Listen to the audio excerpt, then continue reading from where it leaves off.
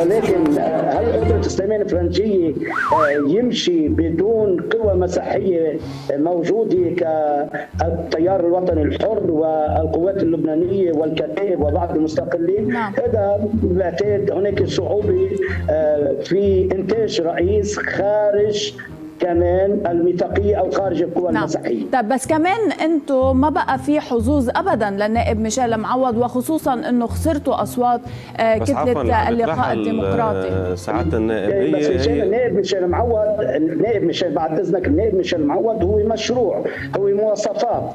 نحن مش قضية خسرنا ولا ما خسرنا. وحتى اللي تفضلت فيه يا دكتور هو خلاف الطائف.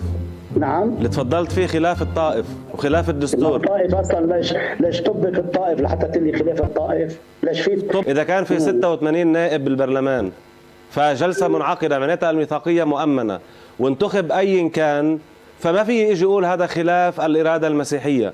اليوم سليمان فرنجيه بالحسابات دكتور لو سمحت بس بالاذن، سليمان فرنجيه اليوم بحسابات اليوم بالحد الادنى بجيب 15 صوت مسيحي. كم عنده نائب جبران باسيل؟ وكم عنده نائب سمير جعجع؟ يعني هودي ببطلوا مسيحيين، ببطلوا مسيحيين الا اذا كان قوات او تيار. هذه ميثاقيه سياسيه اللي عم تروجوا لها، وهذا الخطاب الخاطئ هذا بيوصل لمكان خطر في لبنان.